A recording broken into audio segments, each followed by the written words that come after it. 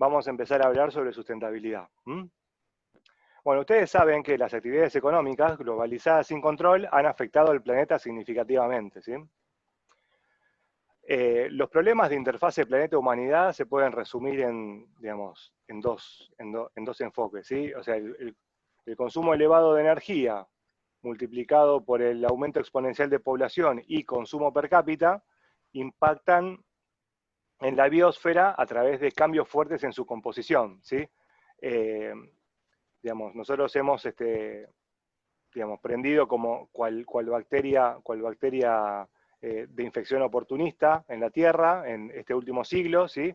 Un crecimiento exponencial, y también hemos visto que la pobreza extrema ha decaído, ¿sí? Lo cual eso implica un aumento en el consumo per cápita, lo cual es bueno desde el punto de vista social, pero si seguimos supliendo ese consumo per cápita con prácticas, digamos, con las prácticas del siglo pasado, bueno, vamos a atentar contra nosotros mismos, ¿sí?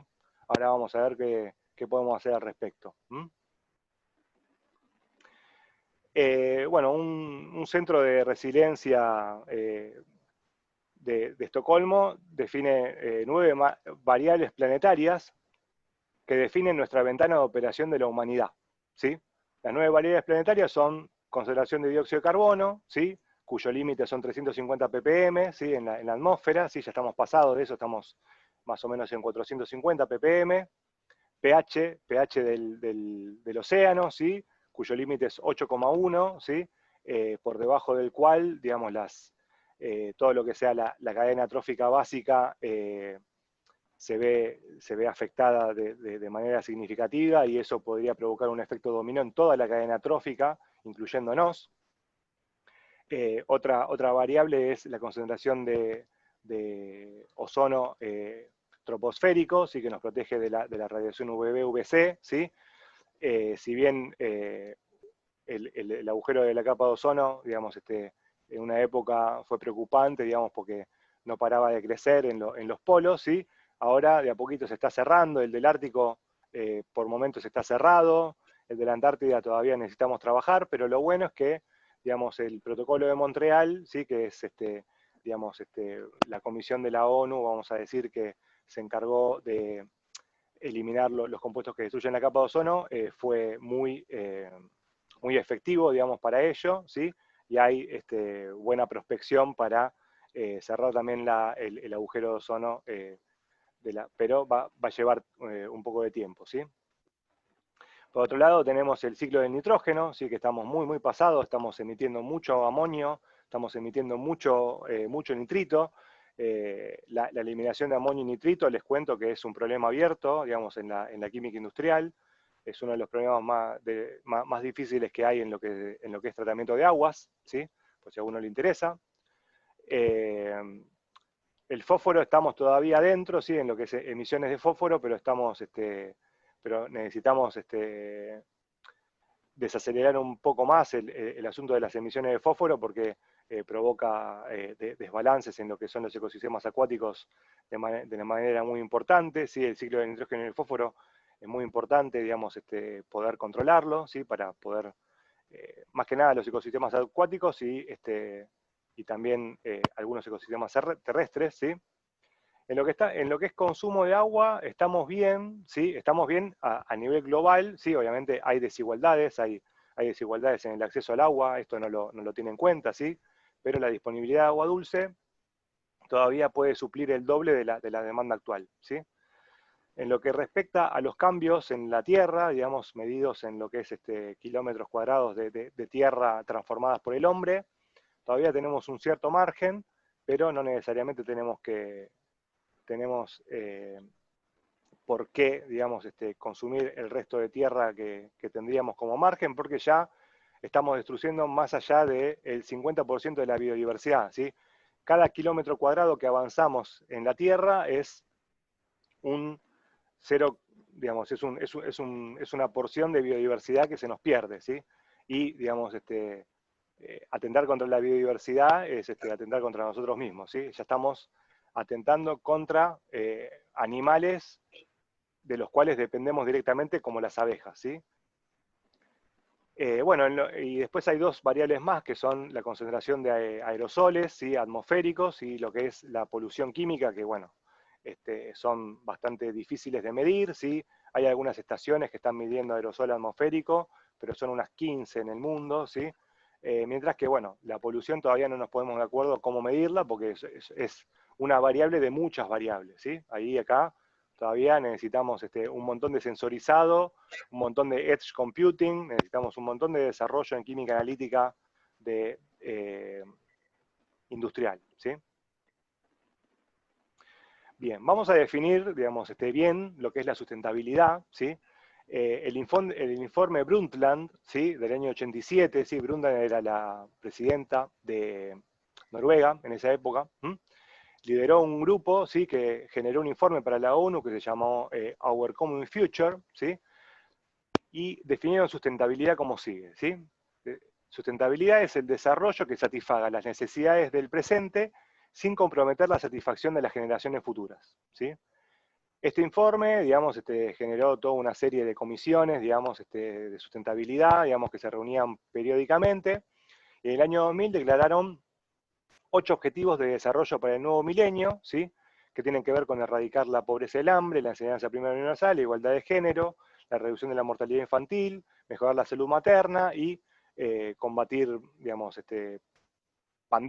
combatir pandemias, que en esa época eran paludismo, VIH, ¿sí? Ébola, garantizar la sustentabilidad, ¿sí? Y generar una alianza mundial para el desarrollo. En el año 2012, ¿sí?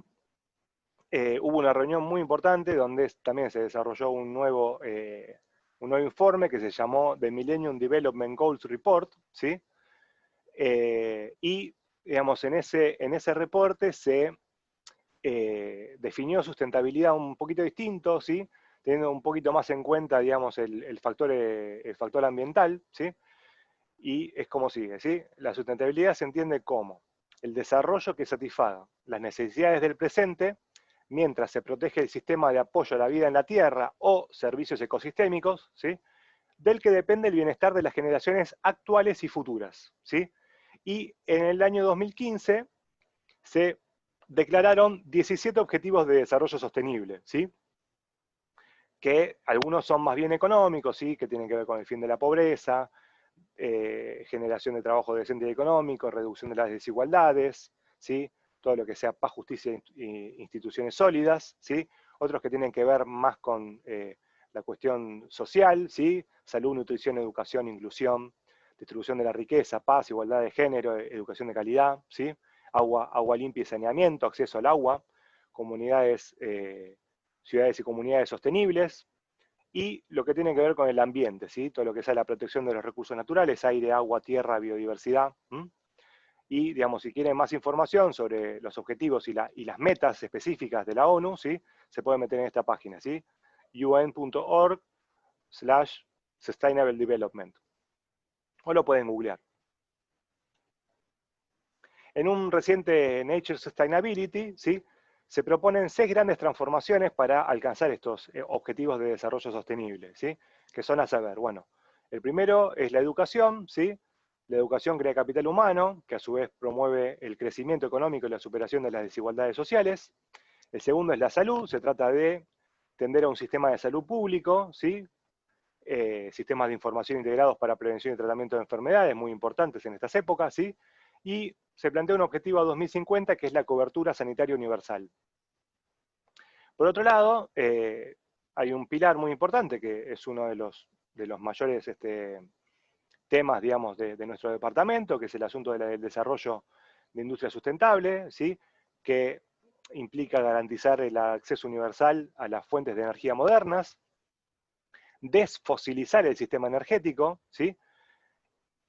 Para mediados de siglo, ¿sí? También 2050, un objetivo de 2050, en acuerdo con el Acuerdo de París, ¿sí? Que es la actualización del protocolo de Kioto para lo que es emisiones de gases de efecto invernadero, y también, paulatinamente, reducir la contaminación industrial del suelo, el agua y el aire.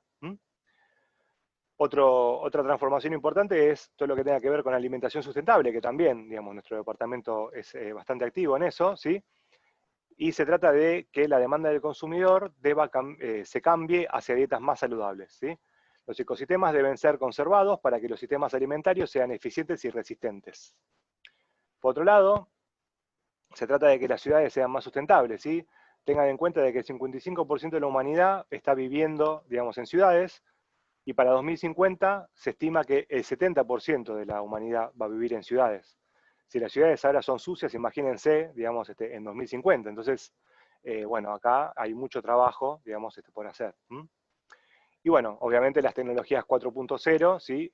Son muy importantes para el aumento de la productividad y la mejora de correspondencia de mercados, que a su vez presionan a los trabajadores a capacitarse, ¿sí? Y supone riesgos de seguridad relacionados al manejo de los estados y cadenas productivas.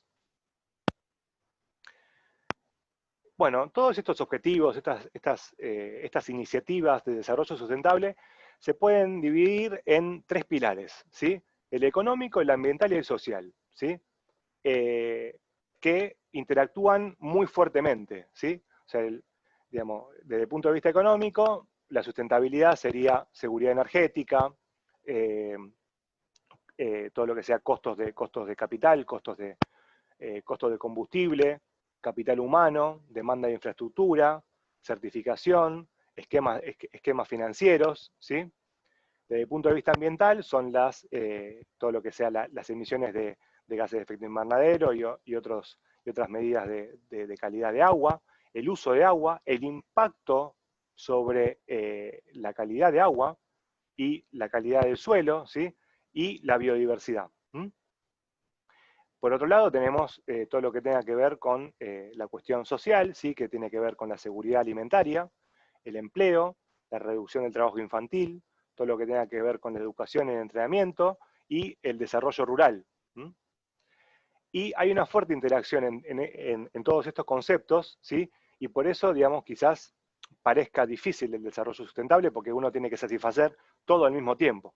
Pero, por otro lado, si uno llega a una solución sustentable, seguramente va a tener un triple impacto. Va a tener un buen impacto económico, un buen impacto ambiental y un buen impacto social. Entonces les propongo un enfoque de tipo problema-solución que nos permita salir del desarrollo extractivista, consumista, descartista o business as usual, ¿sí? Y nos permita enfocarnos en un desarrollo sustentable, una economía circular, ¿sí? Una topología de la economía circular, que implica reutilización, reciclaje, química verde, que vamos a hablar un poquitito más adelante, eficiencia energética, uso de recursos renovables y integración de cadenas de producción o simbiosis industrial, que es un concepto que en un par de transparencias les voy a comentar. Bueno, un ejemplo rápido de enfoque problema-soluciones, por ejemplo, todo lo que sea energía solar y eólica, ¿sí? Las energías renovables generan un trabajo que a la vez es un trabajo decente, ¿sí? Y que a la vez deslocalizan la matriz energética, ¿sí? Aumenta la inclusión y eso permitiría también reducir la densidad de población en las ciudades, ¿sí? Los últimos 5 años, digamos, la demanda laboral de empleo digno relacionado con energías renovables aumentó un 100%, ¿sí? Mientras que eso no se puede decir lo mismo que con las energías fósiles, ¿sí? Otro triple impacto, digamos, bastante cercano, es todo lo que sea la valorización del trabajo de recuperador urbano, ¿sí? Que obviamente revaloriza los residuos sólidos urbanos, lo que implica un ahorro de recursos, ¿sí? A través del reciclaje, ¿sí? Y también se cuida el ambiente, ¿sí? Acá se requiere una alianza fuerte entre el ciudadano común y las cooperativas de recuperadores urbanos para poder organizar bien, ¿sí? La logística, ¿sí? Para poder, digamos, realizar esta movida, ¿sí? A nivel, digamos, si se quiere, más bien corporativo, ¿sí? La empresa Holmen, además de haber desarrollado un reciclado de papel con ciclo cerrado de agua y la conversión de residuo orgánico a biocombustible, también tiene acuerdos con municipios, ¿sí? La empresa Holmen es sueca, pero tiene su mayor planta en Madrid, ¿sí? Y les planteó a las municipalidades de Madrid y alrededores, ¿sí? Un sistema de puntajes por municipio basado en la cantidad de papel que reciclan sus pobladores, ¿sí? digamos, contribuir a la reducción del ABL. Bueno, por ejemplo, en Sudáfrica, ¿sí? Están valorando bastante el asunto del tema de reciclaje urbano, ¿sí? Waste it money, ¿sí? Y están equipando bien a los recicladores urbanos, ¿sí? A los recuperadores urbanos, ¿sí? Con, por ejemplo, carritos que tienen una buena ergonomía, ¿sí? Que son fundamentales para realizar la recolección de residuos en el área. Las estrategias locales de minimización de residuos sólidos urbanos por ahora son digitalización de los trámites municipales para reducir la basura, compostaje domiciliario, utilización de materiales recuperados para mobiliario público, promoción de emprendimientos de recuperación, promoción de la reducción de pérdida y desperdicio de alimentos, ¿sí? Y también instalación de puntos verdes a partir de convenios entre privados y universidades. Digamos, hay que entender también de que la industria de las energías renovables tiene su lado B, ¿sí? En lo que respecta a la extracción de materias primas, ¿sí?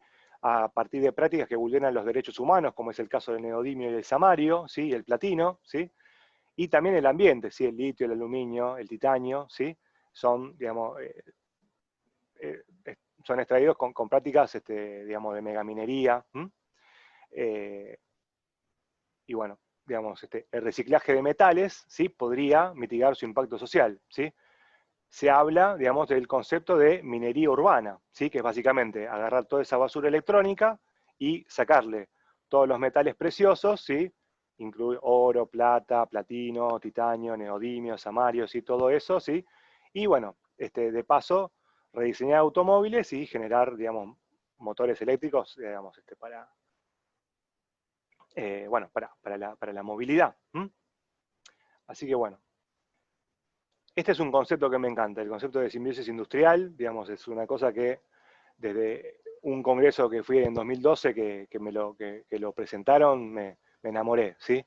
La simbiosis entre sistemas industriales se manifiesta cuando firmas o empresas cercanas intercambian materiales y energía que de otra manera se volcarían al ambiente. De esa manera, la simbiosis industrial permite que los residuos de una empresa puedan convertirse en materia prima de otra empresa. Eso implica que se convierten externalidades ambientales negativas en beneficios. Una externalidad es un término legal que tiene que ver con una consecuencia experimentadas por terceros, ¿sí? Se promueve el crecimiento económico y al mismo tiempo se reducen las cargas ambientales y se considera parte integrante de una política económica y ambiental de varios países, pero su dinámica aún es un problema abierto. Mucho de las soluciones sustentables, su principal problema es la cuestión de logística. Cómo optimizar la logística de las distintas corrientes de residuos, de las distintas corrientes de residuos que se podrían convertir en nuevos valores. Para ello, digamos, la empresa danesa Novozymes, junto con la municipalidad de Kalundborg, ¿sí? Llevaron a cabo un consorcio pionero, ¿sí? De distintas industrias que concatenan sus efluentes de manera a aprovechar más los recursos, ¿sí? Es una configuración, digamos, de un parque industrial, ¿sí? Que permite realizar esta concatenación, ¿sí? Por ejemplo, residuos orgánicos de la producción de enzimas fueron aprovechados como fertilizantes, ¿sí? Óxido de azufre absorbidos en calizas para hacer paneles de construcción, son algunos ejemplitos, ¿sí? Pero bueno, digamos, este sería el metaboloma del Parque Industrial Kalundborg, ¿sí? Tenemos el agua que se saca de un lago, que pasa por la municipalidad de Kalundborg, que genera agua para todo el resto de la ciudad, ¿sí? Tenemos lo que era otrora Dong Energy, ¿sí? Que era una empresa termoeléctrica basada en carbón, que ahora vamos a ver que se transformó, ¿sí? Teníamos Novozymes y otras, ¿sí? Otras empresas, ¿sí? Cada uno de estos cuadraditos es una empresa, y cada una de estas flechitas de distintos colores son distintas corrientes, ¿sí? De efluentes, ¿sí? De calor residual, aguas de distintas calidades, gas, fertilizante, yeso, cenizas, levaduras, ¿sí? Bioetanol. Esto empezó allá por los 60, humildemente, con la compartición de aguas de distintas calidades, ¿sí? Que empezaban con digamos que van de nodos que requieren agua de alta calidad a nodos que requieren agua de menor calidad, ¿sí? Pasan, por ejemplo, obviamente las refinerías, las termoeléctricas necesitan agua de muy alta calidad, pero por ahí una industria de cemento necesita un agua de menor calidad. Lo mismo Novo Nordisk en esa época todavía, ¿sí? Necesitaba un agua de muy alta calidad, ¿sí? Pero por ahí un agua de riego o un agua para darle de tomar al ganado porcino requiere una calidad un poquito menor. Entonces, así empezó. Y ahora, ¿sí? En los 2000, ¿sí? Es este metaboloma enorme, donde se sumaron más empresas y se sumaron, digamos, hasta más de 30 corrientes, ¿sí? Que ya les digo, eran calor residual, vapor, aguas residuales, aguas de calidad intermedia. Y bueno, digamos, para actualizar, digamos, esto, encontré de que ahora Dong, ¿sí? Se convirtió en Ørsted, ¿sí? Que es la empresa que ocupa el primer lugar de una clasificación de sostenibilidad de 2020, ¿sí?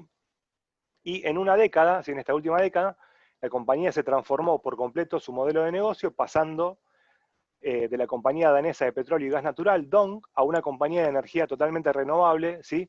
Más que nada energía eólica, ¿sí? Pero que también ahora tiene toda una sección de bioenergía. Para más información, métanse acá en simbiosis.dk, que bueno, es un camino de ida esto. Ojalá que se pueda contagiar en más lugares, ¿sí? Por ejemplo, Novozymes llevó este modelo de negocio a China, donde tiene una planta muy grande de producción de enzimas, ¿sí? Y, digamos, los residuos van a fertilizante y a materiales de paisajismo. También hay otros ejemplos en Austria y en Brasil. Otro ejemplo, digamos, compatible con esta visión de simbiosis industrial podría ser la producción de biogás, donde, digamos, uno ecointensificaría la agroindustria, ¿sí? Eso que el campo está tan, digamos, se resiste tanto a industrializar, digamos, más allá de comprar tractores de cada vez mejor calidad, ¿sí? Esto es una oportunidad que Alemania hace muchísimo tiempo, obviamente Dinamarca también y muchos países del primer mundo aprovechan hace muchísimo tiempo, ¿sí? En Alemania solamente hay 5.000 plantas de biogás, ¿sí? Con un crecimiento sostenido de un crecimiento de más del 30% anual, ¿sí? De producción desde 2004, ¿sí? En Argentina solamente hay 80 plantas de biogás, ¿sí? En funcionamiento, ¿está bien? Y para de contar. Cuando estamos produciendo mucha más, tenemos un agro más grande, ¿sí? Acá se requiere una voluntad política muy importante y obviamente una voluntad empresaria también, en consonancia, ¿sí? Dejarse de pelear y empezar a producir. Como les decía, las soluciones sustentables combinadas suelen resolver más de un problema a la vez, ¿sí? Por ejemplo, proteger la calidad de aire implica un ahorro masivo en salud pública, ¿sí? En 2015, el número de muertes prematuras en Indonesia fue estimado en 700.000 por contaminación de aire libre y 140.000 en contaminación de aire en interiores, ¿sí? Se estima que la exposición de contaminación de aire en el sudeste asiático resultó de 200.000 muertes y un coste asociado de 280.000 millones de dólares en 2010, ¿sí? Así que imagínense ahora con toda la cuestión de las enfermedades respiratorias que hay, ¿sí? Un problema más local, una solución más local, ¿sí? La municipalidad de Godoy Cruz, en Mendoza, ¿sí? Un país aparte casi, implementó un nuevo sistema de carga solar, ¿sí? De coches eléctricos de protección civil destinadas al traslado de personas en situación de emergencia por COVID-19. Gracias a estos sistemas, la comuna evita emisiones de más de 80 toneladas de dióxido de carbono a la atmósfera anualmente, generando un ahorro de más de 500.000 pesos en consumo de combustibles fósiles, lo que sirve para reinvertir en otros sistemas similares. Así que bueno, hablando de cambio climático, acá tenemos, digamos, una simulación de datos, una simulación basada en datos, ¿sí? De la temperatura de la Tierra, ¿sí? La evolución de la temperatura de la Tierra en 150 años, ¿sí? Cómo localmente va aumentando, ¿sí? Y se observa en estos últimos 150 años, 170 años, un aumento de la temperatura media de la Tierra de 1,5 grados centígrados. dependiendo de cómo nos portemos en términos de emisiones de gases de efecto invernadero, se plantean distintos escenarios para 2100, ¿sí? Un escenario estable sería, digamos, los 450 ppm que tenemos ahora, ¿sí? Un escenario optimista sería 500 ppm, donde aumentaríamos en estos 100 años 2 grados, ¿sí? Un escenario un poco menos optimista y por ahí un poco más realista, serían unos 550, 600 ppm, ¿sí? Para 2100, y eso haría aumentar la temperatura a 2,5 grados, ¿sí? La temperatura promedio también implica, digamos, aumento en fluctuaciones locales, ¿sí? Ustedes saben, digamos, todos los problemas climáticos que puede acarrear eso, así que cuanto menos aumento de temperatura, menos turbulencia térmica va a haber y menos problemas climáticos vamos a tener. Y bueno, para eso, digamos, cada país, digamos, tiene un inventario de gases de efecto invernadero donde se pueden implementar oportunidades de mejora, ¿sí? Por ejemplo, los países del primer mundo, como ejemplo Estados Unidos, 1/3 de las emisiones es de electricidad, otro tercio transporte, ¿sí? Un 20% de industria y el resto agricultura y ciudades, ¿sí? Mientras que por ahí en Argentina tenemos un 25% en energía industrial, un 20% en lo que es ganadería, ¿sí? Un 15% en transporte, ¿sí? Y todo lo demás de la torta se reparte en servicios, procesos industriales varios, ¿sí? Digamos, basurales y agricultura, ¿sí? Y ciudades.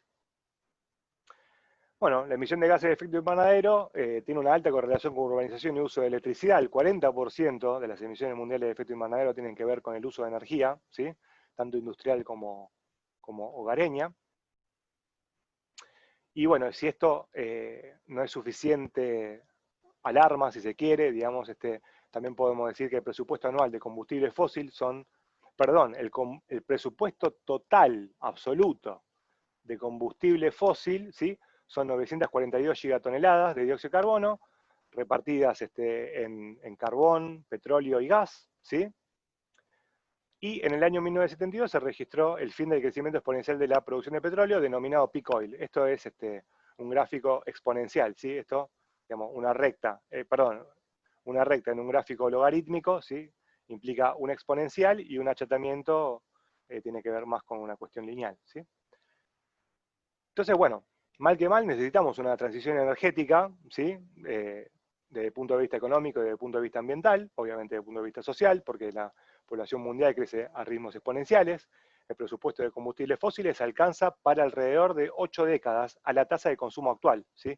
Sin sumar todo el boom económico de la India, que está sacando de la pobreza a muchísima gente, todo el pasaje de toda la clase baja de China que está pasando a clase media y que está empezando a viajar en avión y toda la bola, ¿no? Esto es unas 8 décadas basado en la tasa de consumo actual, así que si actualizáramos frente a ese tipo de transformaciones que se están dando ahora, aquí y ahora, quizás sea un poco menos, ¿sí? 5 décadas, ¿sí? Además, se deben encontrar formas de producción de energía que no compitan con la producción de alimentos, ¿sí? Porque uno dice, bueno, nos pasamos de todo lo que sea las materias primas petroquímicas a materias biotecnológicas, ¿sí? Pero en general, digamos, las tecnologías maduras basadas en biotecnología compiten bastante con alimentos, ¿sí? Así que vamos a ver cómo hacemos para no extinguirnos y renovarnos, ¿sí? Las opciones que tenemos en energías renovables, bueno, son la solar, la eólica, la biomasa, la fusión nuclear, incluida el sol, y la undimotriz, y las pequeñas hidroeléctricas, ¿sí? La mitigación del cambio climático demanda políticas energéticas que no emitan gases de efecto invernadero a la atmósfera, ¿sí? En particular dióxido de carbono, ¿sí? ¿Qué políticas podemos usar para apoyar tecnologías energéticas de bajas emisiones de dióxido de carbono? Bueno, dependiendo del estadio de la tecnología, ¿sí? Bueno, las políticas son diferentes, ¿sí? Hay 4 grandes estadios, ¿sí? Un estadio, si se quiere, un estadio prepiloto, ¿sí? Un estadio digamos, de investigación pura, ¿sí? Donde se llegó recién a una prueba de concepto, ¿sí? Ahí se necesita un fuerte financiamiento en investigación y desarrollo. planificación de la infraestructura futura, ¿sí? Apoyo de costo de capital para prototipos de gran escala, ¿sí? El pasaje a escala piloto, ¿sí? Demanda una gran inversión que tiene un riesgo asociado bastante importante, ¿sí? Porque es una tecnología que recién pasó la prueba de concepto, ¿sí?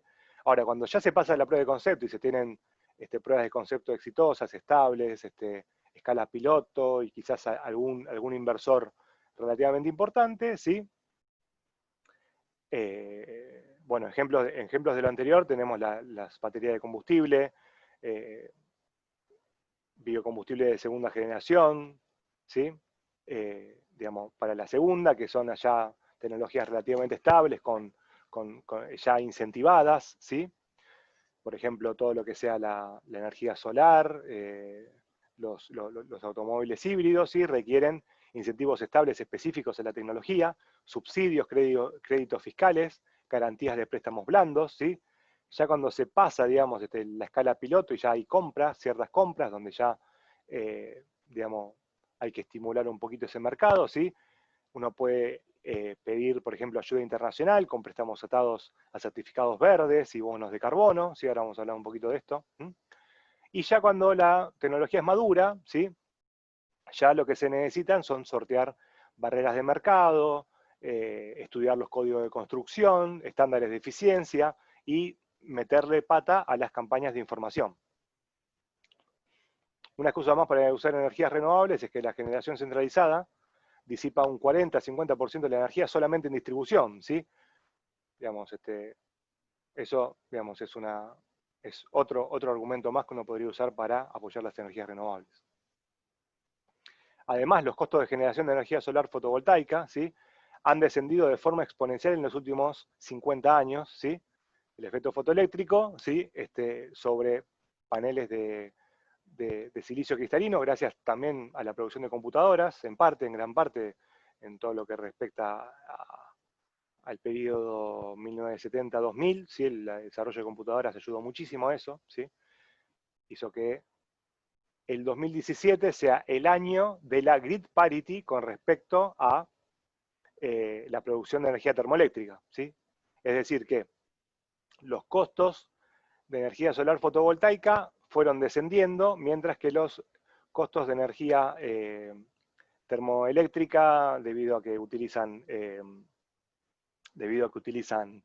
combustibles fósiles cuya extracción es cada vez más difícil y además están involucrados digamos, están involucrados en conflictos internacionales, ¿sí? Lo cual no solamente es una inversión en tecnología, sino también una inversión en milicia, ¿sí?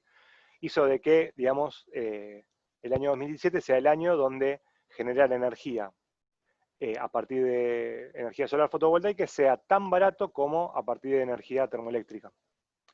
Y lo mismo también, con un ritmo un poco menos acelerado, los costos de la energía eólica también han sufrido unas reducciones importantes, ¿sí? Para más datos se pueden meter en IRENA, que es una consultora internacional, ¿sí? Donde se centralizan todos los costos de todos los países y de todas las tecnologías, ¿sí? También se predice de que el periodo 2020-2025 va a ser testigo del punto de inflexión en la competitividad del carbón como combustible, ¿sí? Hasta ahora, ¿sí? El carbón sólido, ¿sí? O sea, el carbón mineral, ¿sí? El carbón sólido en general, digamos, también vegetal, es la energía más barata por unidad de kilowatt hora, si se quiere, ¿sí? O sea, tiene una gran densidad energética, es relativamente fácil de extraer y de utilizar, ¿sí? Las tecnologías para eso, para la extracción y utilización ya están maduras, ¿sí? Ya están amortizadas. Pero, digamos, si bien todavía, digamos, es costoso reemplazar al carbón, ¿sí? Ya para el año 2022, 2023, ¿sí? Va a ser más barato reemplazar que mantener la energía termoeléctrica basada en carbón, ¿sí? En el mundo, en la India y en la China, que son más de la mitad del mundo, ¿sí? También países del primer mundo, como Austria, Bélgica, Bulgaria, Alemania, ¿sí? Han visto un desacople entre la generación de gases de efecto invernadero y su PBI, ¿sí? Su PBI sigue aumentando, ¿sí? Hay un cambio positivo en el PBI, mientras que en las emisiones de gases de efecto invernadero hay una declinación, ¿sí?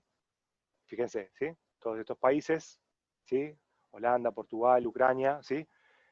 Han reducido sus emisiones de gases de efecto invernadero mientras han visto un aumento en su Producto Bruto Interno. ¿Está bien?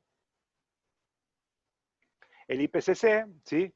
En su informe de 2015, ¿sí? Planteó que las tendencias en inversiones en energía, ¿sí? Son positivas para lo que sean las energías renovables, para las tecnologías termoeléctricas con captura de dióxido de carbono, que es una tecnología todavía que tiene muchos problemas abiertos, ¿sí? En términos de implementación a nivel industrial real, ¿sí? Se va a desinvertir en generación de energía termoeléctrica sin captura de dióxido de carbono, ¿sí? Se va a desinvertir en la extracción de combustibles fósiles, ¿sí? Mal momento para meterse en fracking, ¿sí? Y, digamos, lo que se lleva, digamos, las máximas inversiones son todo lo que sea eficiencia energética, ¿sí? Obviamente esto porque son las inversiones de menor riesgo posible, ¿sí? Porque es modificar un poquito lo que ya hay, ¿sí? También quisiera agregar de que en la conferencia climática de 2022 se va a acordar la creación de un mercado internacional de carbono en el cual puedan negociarse los créditos de mitigación de carbono, ¿sí? Los países que puedan reducir sus emisiones de dióxido de carbono van a poder monetizar frente a un mercado internacional, ¿sí? Nosotros en Argentina tenemos la ley 26.190, ¿sí? Que después de una lucha ambiental importante, ¿sí? Se ha logrado promulgar en 2015, ¿sí? Es la Ley de Interés Nacional sobre Energías Renovables. En su última modificación, la ley fija como objetivo para la matriz energética nacional el uso de un 8% de energía renovable para el año 2017, lo cual no llegamos, pero todavía estamos on track para llegar al 20% para el año 2025. ¿Sí? Estamos un poco achatados ahora, pero en una de esas, cuando se reactive todo, vamos a poder reactivar también la inversión en energías renovables. ¿Sí? También de la ley 26.190 se desprende la ley 27.191, que es el régimen de fomento nacional para el uso de fuentes renovables de energía destinada para la producción de energía eléctrica, ¿sí? Donde los grandes productores de energías renovables podrán entrar en un régimen de amortización acelerada, ¿sí? Ustedes saben que la amortización, ¿sí? Es un costo que uno presenta frente al fisco, ¿sí? Para, digamos, entre otras cosas, eh, poder pagar menos ganancias, ¿sí? Entonces, si uno presenta una amortización acelerada, que es decir, en vez de tener los 30 años de vida útil, uno presenta el activo con 15 años de vida útil, uno puede presentar el doble de amortización por año, ¿sí? Lo cual hace que en los primeros 15 años se pague menos ganancias, ¿sí? Y por otro lado, se va a generar un fondo fiduciario de energías renovables, ¿sí? Un fondo de financiamiento, de protectivo, ¿sí? De energías renovables, ¿sí? Proteccionista de energías renovables, basado en el ahorro de combustibles fósiles debido al uso de energías renovables, que apunta a bonificar la generación de energía renovable durante los primeros 15 años de esas instalaciones. O sea, durante los primeros 15 años de las instalaciones uno paga menos ganancias y además se tiene como una especie de red protectora en el caso de que cierto proyecto de energías renovables tenga problemas. Bueno, en el mundo, digamos, los motores a explosión, su fabricación y venta se van a prohibir, ¿sí? Para el año 2025, ¿sí? Acá tenemos, digamos, la evolución de las energías renovables en el país, ¿sí? Al momento estamos alrededor de un 5% de energía renovable, ¿m? Más que nada eólica, ¿sí? Un poquitito fotovoltaica, un poquitito energía y un poquitito pequeña hidráulica, ¿sí? Y bueno, vamos a ver cómo hacemos para cuadruplicar esta submatriz energética, ¿sí? Para el año 2025. Bueno, la energía solar, ustedes saben que la podemos dividir en fotovoltaica y térmica, ¿sí? Donde la fotovoltaica es bastante más fuerte que la térmica, ¿sí? La principal ventaja es que tienen, una vez instaladas, son de bajo costo de operación. La ventaja principal es que tanto la energía solar como la eólica, ¿sí? son fuentes fluctuantes que requieren sistemas de almacenamiento para funcionar continuamente. Ahora vamos a hablar un poquito de eso. ¿Qué materiales se usan para energía solar fotovoltaica? Bueno, más que nada, el 99% del mercado de paneles solares está basado en silicio, ¿sí? Un poquito de telururo de cadmio, ¿sí? Pero para, digamos, para empresas muy grandes como Intel o para más que nada satélites y todo lo que sea aeroespacial, ¿sí? Y se vienen las celdas solares orgánicas, ¿sí? Cada vez hay mejores, hay mejores prospecciones, y las perovskitas perovskitas en general, no solamente de plomo metilamonio, ¿sí? Bien. Si nosotros pudiéramos obtener el 2% del 30% de la energía solar, que llega a la Tierra todos los días, y lo multiplicamos por la típica eficiencia de conversión, ¿sí? Del 12%, podríamos duplicar la demanda mundial, ¿sí? Para 2050, ¿sí?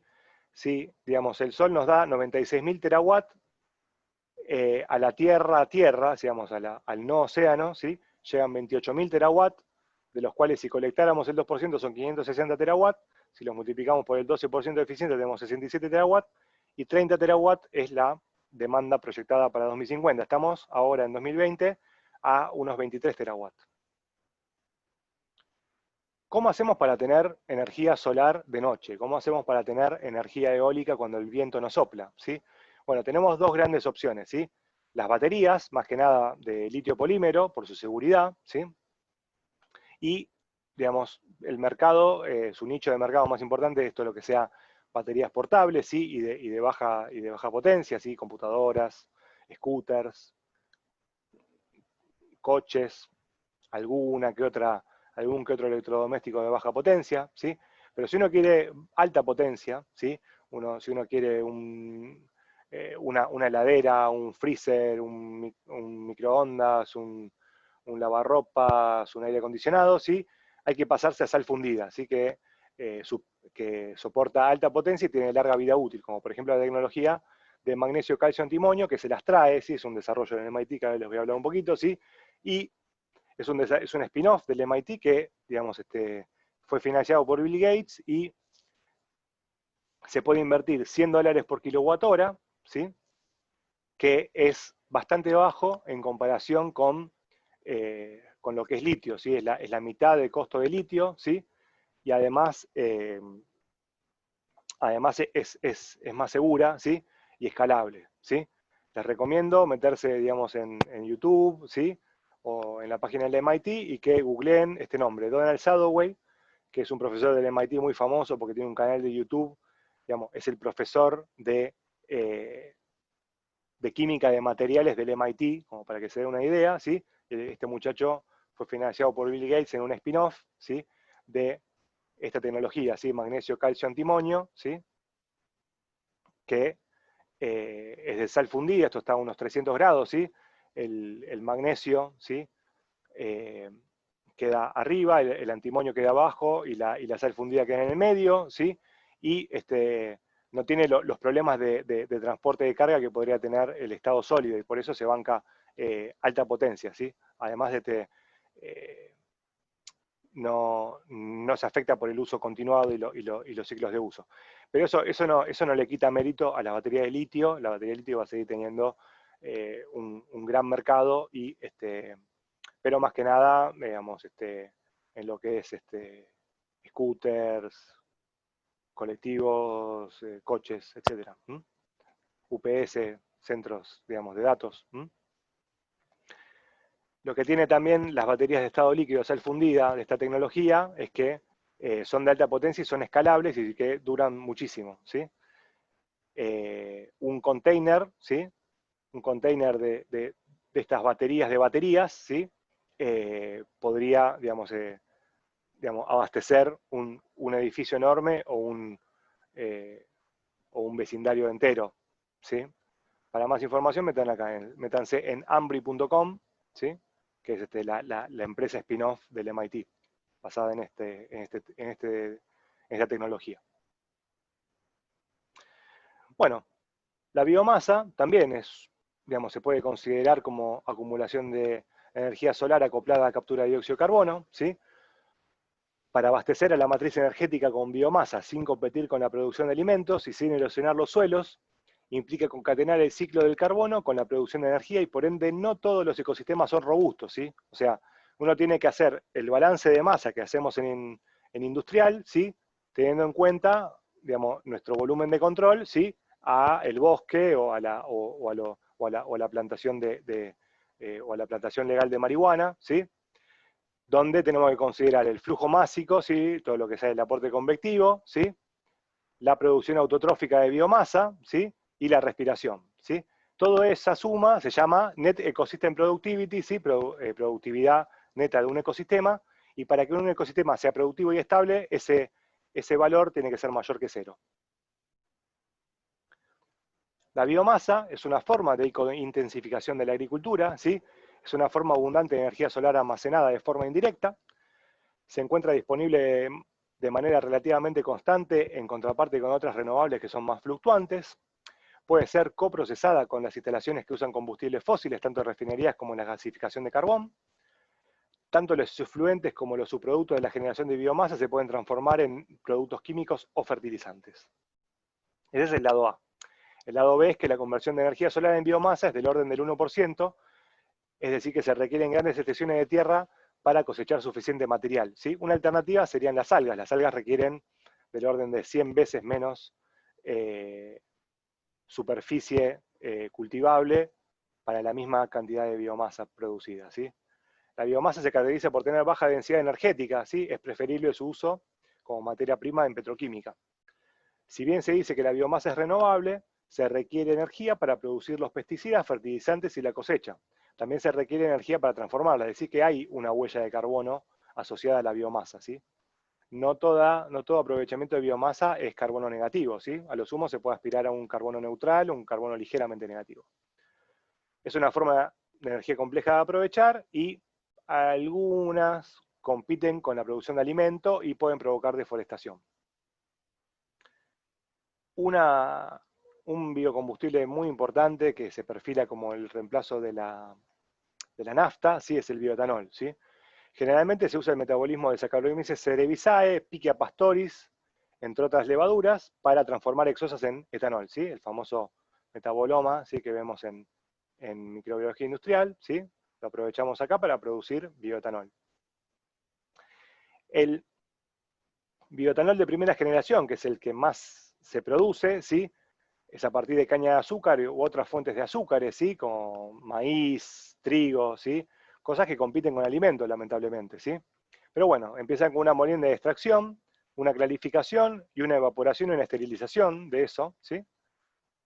Obviamente también, digamos, si partiéramos de almidones, tenemos que hacer un proceso enzimático para producir, digamos, la sacarificación. Luego pasamos a la fermentación y de ahí vamos a la destilería, ¿sí? Con el sobrante de levaduras, que no se usa para reinocular, se puede preparar fertilizantes o alimento balanceado para ganadería. El bioetanol de segunda generación usa como materia prima materiales lignocelulósicos tales como cáscara de granos, ¿sí? Podrían ser algunos bosques, podría ser cáñamo, ¿sí? Cosas así, ¿sí? Y bueno, involucra la ruptura de celulosa, ¿sí? La separación de celulosa de la lignina, de manera que su estructura se exponga a catalizadores de hidrólisis, ¿sí? Que puede ser ácidos, como pueden ser celulasas, que cada vez hay un desarrollo cada vez más fuerte, digamos, de enzimas, digamos, cada vez más robustas, más productivas, ¿sí? Y bueno, la hidrólisis per se, ¿sí? Y de ahí, ¿sí? Las exosas fermentables van a Saccharomyces cerevisiae, Pichia pastoris, y de ahí a la destilería, ¿sí?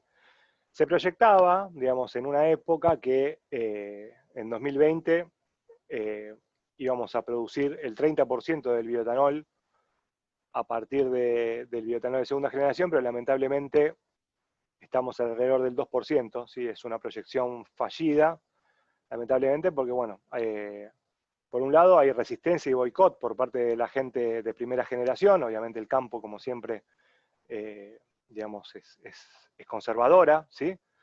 Y por otro lado, la tecnología hay que desarrollarla bastante, ¿sí? Vamos a ver qué desarrollos nos trae, digamos, el mercado de carbono, que puede estimular al respecto. Para desacoplar, ¿sí? La producción de bioetanol de la producción de alimentos, y es muy importante eso. Otros biocombustibles, bueno, biogás ya hablamos, biooil, metanol, biobutanol, biodiesel, aceites vegetales y algales, ¿sí? Son toda la pléyade de biocombustibles que podemos aprovechar. Vamos a hablar un poquito de química verde, ¿sí? Que involucra un cambio de paradigma, ¿sí? La receta productiva del pasado involucra materias primas de cualquier índole, disolver en cualquier solvente, agregar reactivos auxiliares a gusto, formar productos intermediarios, repetir los pasos 2 a 4 varias veces hasta obtener el producto deseado y descartar la materia prima usada y los residuos, reciclar solventes si es viable económicamente, transportar el producto a todo el mundo que quiera comprarlo, diseñar para que se almacenen por tiempos largos, ¿sí? Y liberar el producto en cualquier ecosistema sin la debida evaluación de efectos a largo plazo. La receta productiva de presente es producir a partir de materias primas renovables lo más posible, diseño de productos de mínimo impacto ambiental, bajo tiempo de residencia, biodegradabilidad, reemplazo de reactivos por catalizadores de larga vida útil, uso de solvente totalmente reciclable y benigno, usar la mínima cantidad de pasos en el proceso productivo, y en lo posible producir en función de la demanda en tiempo real, ¿sí? Les recomiendo este libro, ¿sí? El Handbook of Clean Chemistry and Technology, de este autor, James Clark, que es, digamos, el padre, digamos, o bueno, uno de los fundadores de la química verde, y, digamos, la Universidad de York, donde él daba clases, es una de las pioneras, digamos, en desarrollos a nivel industrial, digamos, basados en química verde de punta. Otras lecturas básicas más académicas podrían ser Green Chemistry Theory and Practice, and Green Chemistry and Catalysis, también Sheldon, es uno muy, muy importante, ¿sí? Todo lo que es desarrollo de catalizadores para química verde, ¿sí? Y bueno, digamos, estos muchachos plantean 12 principios de química verde, que son a saber, ¿sí? El 1, prevención de la generación de basura, aumento de la eficiencia de procesos, reemplazo de insumos por otros de mayor seguridad, diseño de productos de menor toxicidad, reducción del uso de auxiliares, racionalización del uso energético, uso de materias primas renovables, menor cantidad de pasos energéticos, de pasos sintéticos, uso preferencial de catalizadores, biodegradabilidad de productos, control en tiempo real, producción en función de la demanda, y la prevención de accidentes. Bien, para ejemplos, digamos, relacionados a lo que es los principios 1 y 2, que tienen que ver con la eficiencia y bajo riesgo ambiental de los procesos, ¿sí? ¿Cómo podemos medir eso? Bueno, por ejemplo, con el factor ambiental, el factor E, el factor de impacto ambiental, el factor environmental, ¿sí? Es la masa de residuo dividido a la masa de producto, ¿sí? Estudiando una reacción química con su rendimiento incluido, uno puede medir cuánto producto se produce, ¿sí? Y cuánta basura se produce, ¿sí? Y hacer el cociente entre esas dos masas, ¿sí? Y lo que se observa es que la sustitución y la eliminación son, digamos, son preferibles desde este punto de vista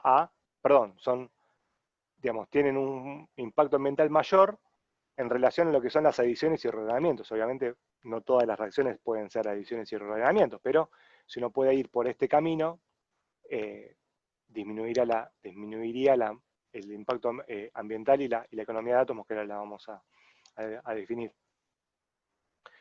Este impacto ambiental lo que tiene también es que se puede multiplicar por factores de impacto ambiental específicos, ¿sí? Uno puede agarrar esta suma, ¿sí? De productos de residuos dividido producto, ¿sí? Y multiplicarlo por un factor, ¿sí? Con respecto a una referencia, a un compuesto de referencia, ¿sí? Potenciales de eutroficación, toxicidad, consumo de ozono atmosférico, ¿sí? Para enfocar el estudio, ¿sí? De la sustentabilidad de un proceso. Otras medidas son, por ejemplo, la eficiencia atómica, ¿sí? Que es la suma de la masa de los productos dividido a la masa de los reactivos, ¿sí? Cuánto de los productos, cuánto de los reactivos se incorpora en el producto. O sea, acá tenemos un ejemplo, ¿sí? Donde un reactivo estequiométrico, que es el trióxido de cromo, se utiliza para oxidar un alcohol, ¿sí? En una acetona, ¿sí? Formando una sal bastante pesada, ¿sí? Y si uno mide la eficiencia atómica es de un 42%, mientras que, digamos, si uno utiliza un proceso catalítico con un catalizador estable, un catalizador que se banque varias vueltas catalíticas, un catalizador que esté soportado, digamos, en un sólido, ¿sí? Utilizando oxígeno como reactivo, ¿sí? Como oxidante, ¿sí? Se obtiene el mismo producto, ¿sí? Aumentando la eficiencia atómica en más del doble, ¿sí? A mí, digamos el indicador de eficiencia que más me gusta, digamos, desde el punto de vista industrial, es la intensidad de uso de materias primas, ¿sí? Que tiene en cuenta todo lo que se usa, ¿sí? Solventes, en los pasos de separación, obviamente, sí, bueno, más que nada solventes en los pasos de separación, pérdidas en las distintas operaciones de separación posteriores, ¿sí? Donde, bueno, los reactivos estequiométricos son menos eficientes que los reactivos catalíticos en general, ¿sí? Y contrariamente a lo que se piensa, ¿sí? Las refinerías son muy celosas de sus materias primas, teniendo una intensidad de materias primas bastante alta, ¿sí? Digamos, acá está al revés, ¿sí? O sea, esto es la inversa de la intensidad de materias primas, ¿sí?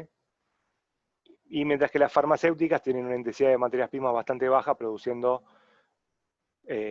residuos bastante peligrosos, ¿sí? Son de las industrias más peligrosas que existen. Bueno, acá vamos con un ejemplo, ¿sí? Acá tenemos un ejemplo, ¿sí? De lo que es el estudio de una reacción, ¿sí? Desde el punto de vista de su economía de átomos, su factor ambiental y su intensidad de materias primas. Tenemos la adición de un grupo carbonilo a, eh, a una acetona alfa-beta insaturada.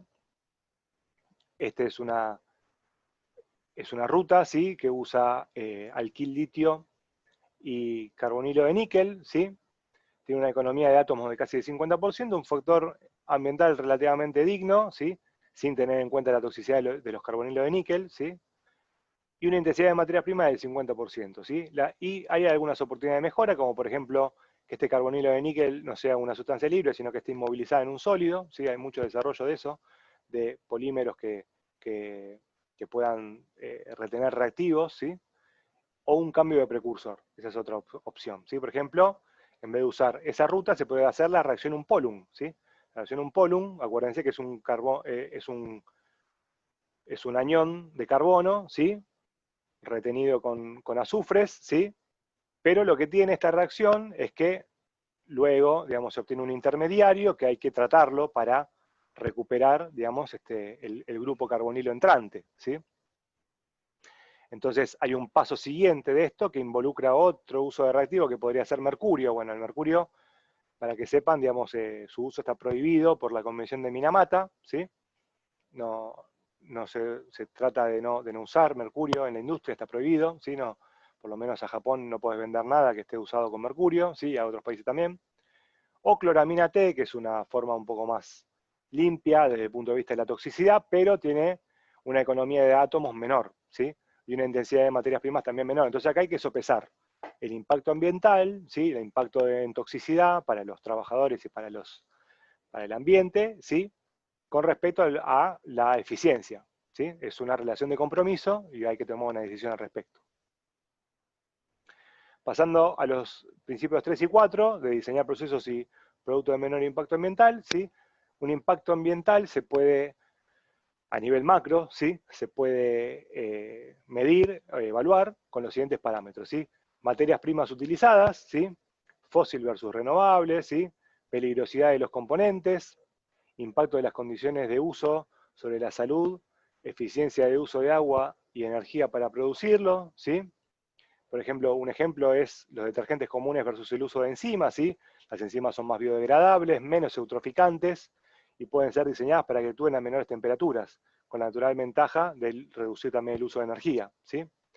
Eso también en las grandes textiles es muy importante y hay una tendencia fuertísima a pasarse a enzimas lo más posible. el control de plagas, por ejemplo, ¿sí? Un producto, digamos, repelentes tipo la picaridina como alternativa al DET, que es el del OFF, ¿sí? Un repelente común, ¿sí? Es más biodegradable. Biocidas más biodegradables también, ¿sí? Biocidas de segunda generación, que son enteramente biodegradables.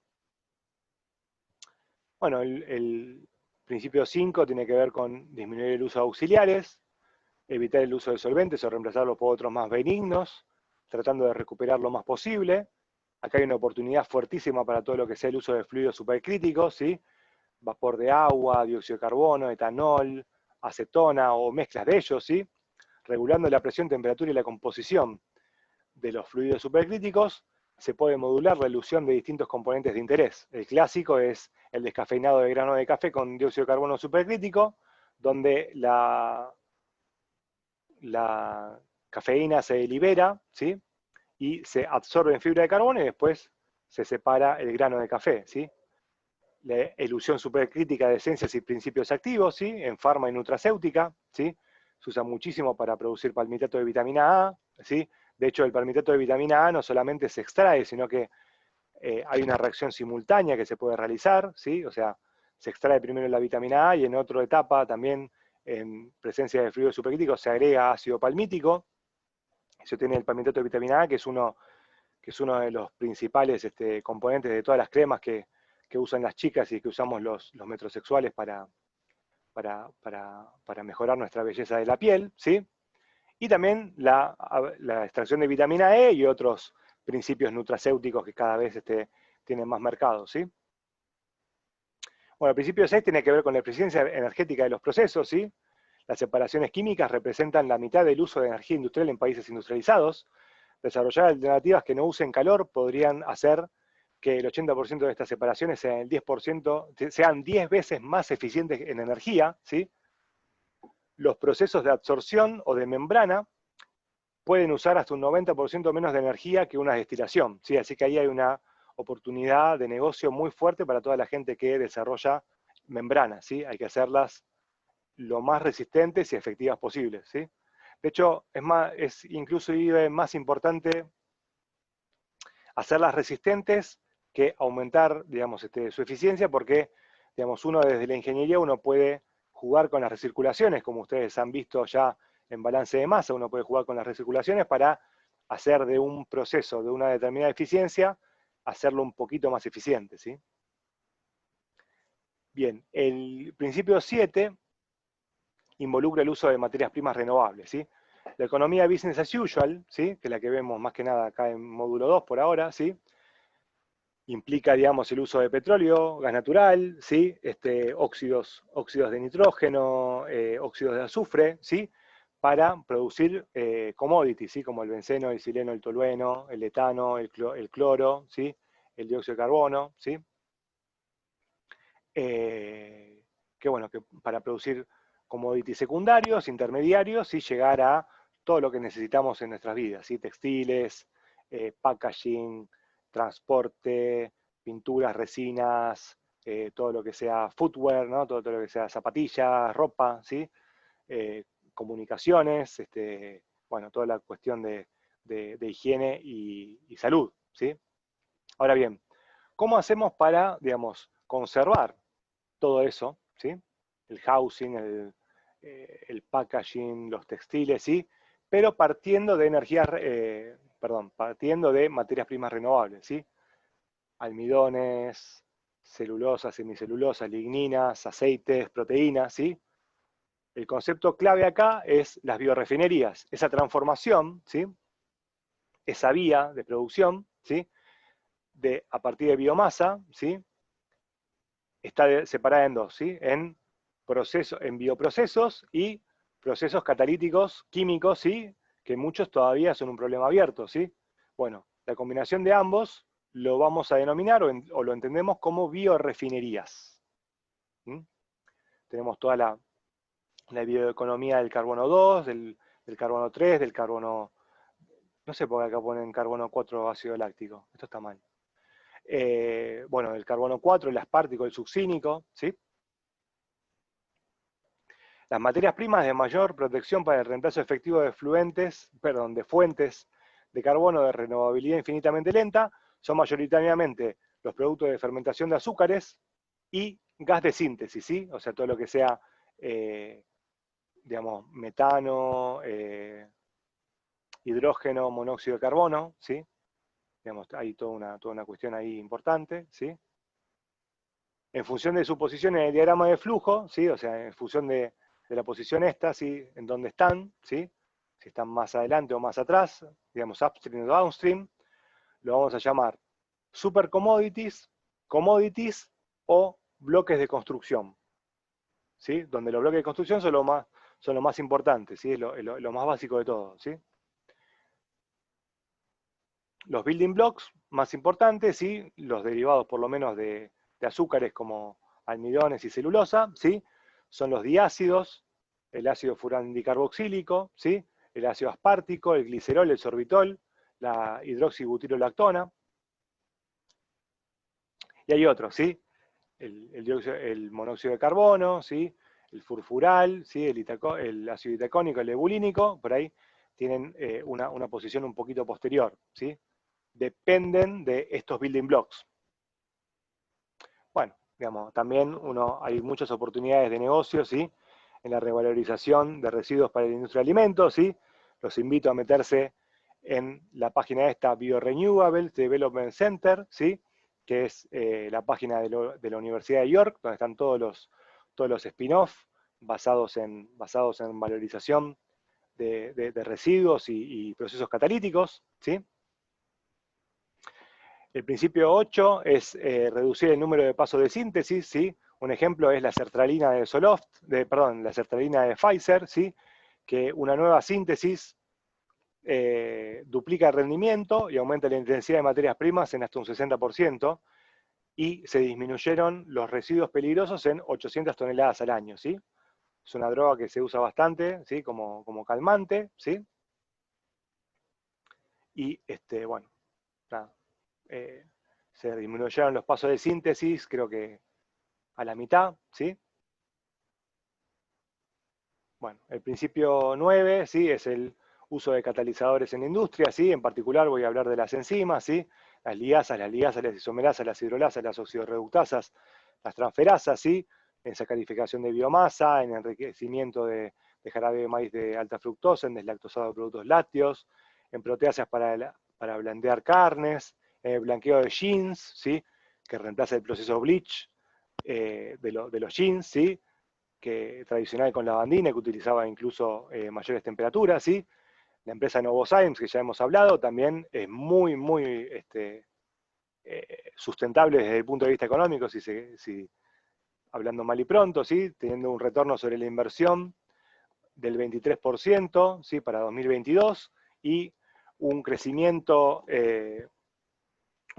permanente de 5% de las ventas por año, ¿sí?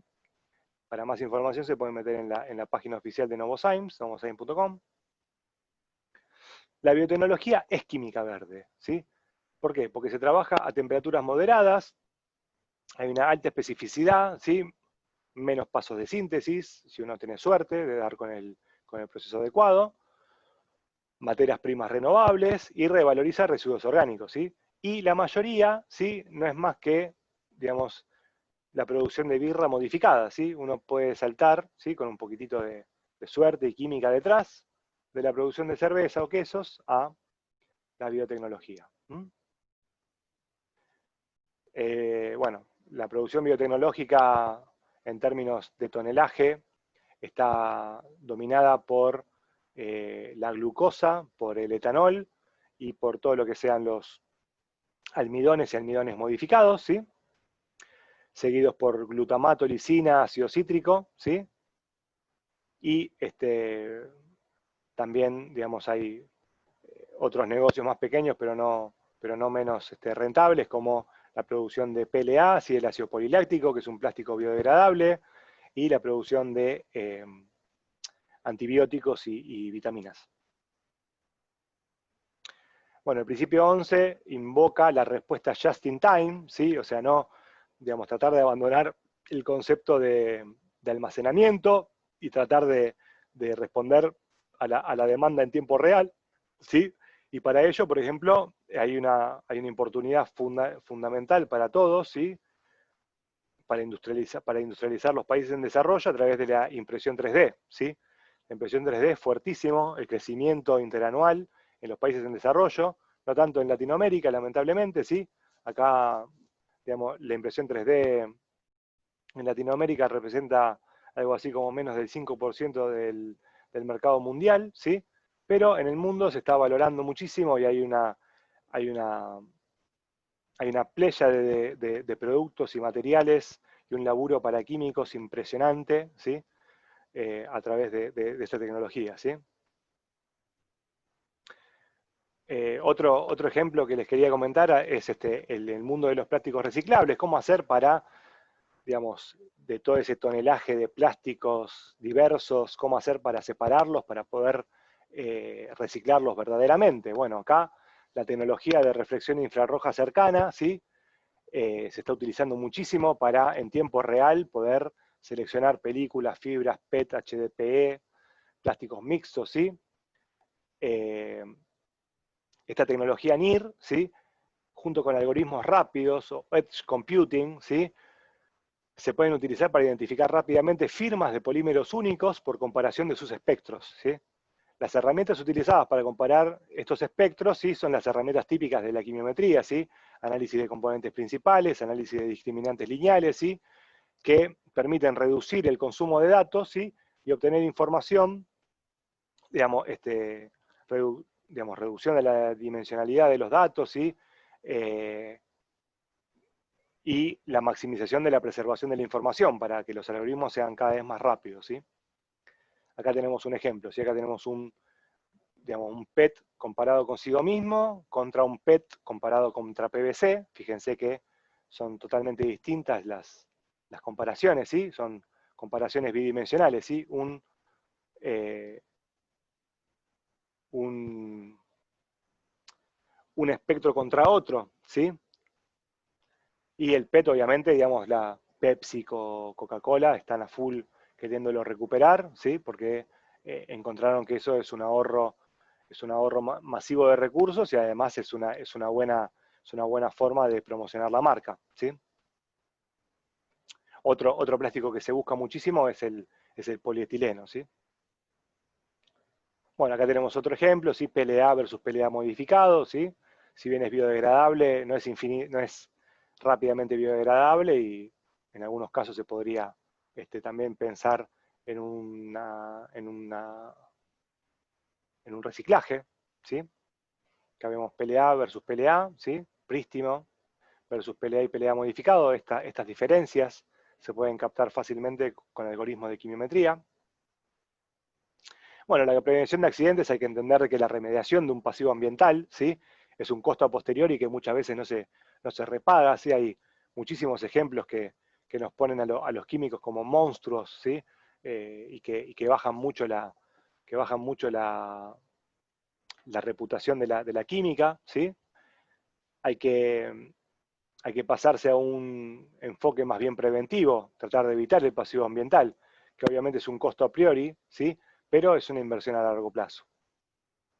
Así que bueno, para terminar, les digo, bueno, que la Constitución Nacional, ¿sí? Sepan que el artículo 41 les da derecho a gozar de un ambiente sano, ¿sí? El daño ambiental generará prioritariamente la obligación de recomponer según lo establezca la ley.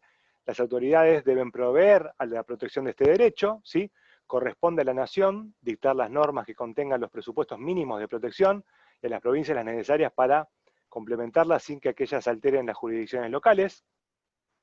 Del artículo 41 se desprende la ley 25.775, que es la Ley General del Ambiente, que es un bien jurídicamente protegido, ¿sí?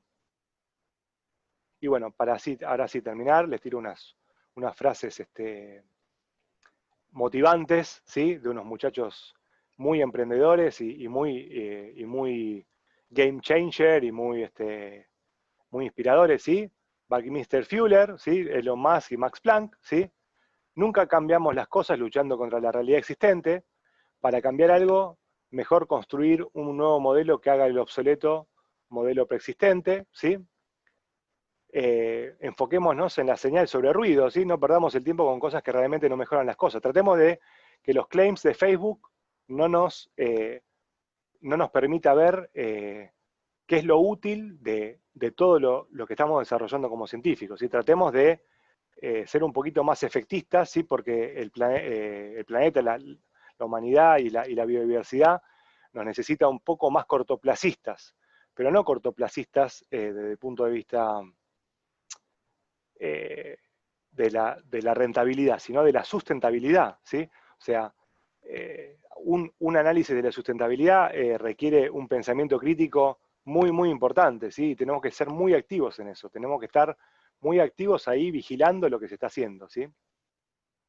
Una nueva verdad científica no triunfa al convencer a sus oponentes y hacerlos ver la luz, sino porque sus oponentes eventualmente mueren y una generación crece y está familiarizada con eso, que vendríamos a hacer nosotros, ¿sí, muchachos? Así que nada, muchas gracias por escucharme y bueno, pasamos a preguntas. Esperen que voy a